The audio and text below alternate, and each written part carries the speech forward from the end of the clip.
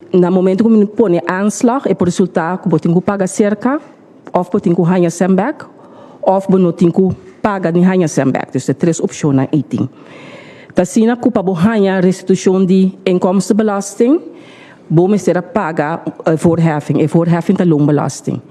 Também tasina kubo tem certo gasto não kubo pode deduzir bo entrada, maneira entre outros lo que o cidadão tem, que tá interesse de hipoteca, interesse de fiança personal, gasto não de estudo, de bom mês, de gasto de alimentação de ex-casado, por exemplo, certo prima não de seguro de vida e também manutenção de família.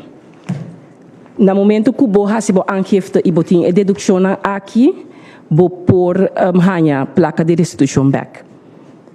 Que você condiciona para você otorgar a restituição aqui, Tasina cubo declaração de impuesto, mas te queda entregar dentro de 3 anos depois que o ano acaba.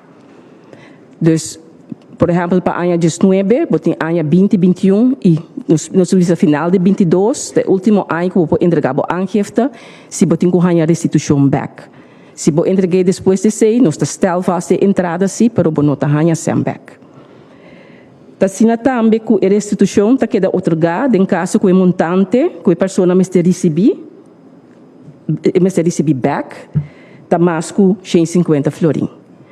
Então, em caso que você pedir loonbelastingvermindering, lo que o cidadão está fazendo, já não pode receber gasto via de werkgever durante o ano, você ganha a restituição back, se está mais tanto que 50 florin. Então, em caso, obrigatoriamente, nós temos que pôr aanslag.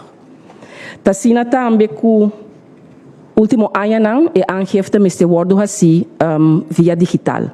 Antes, estava turcosta tariba papel, for de ano 18, turcosta completamente digitalizada, dus botin quase bo aangifte online, riba nos portal, que está online belastingdienst.cv.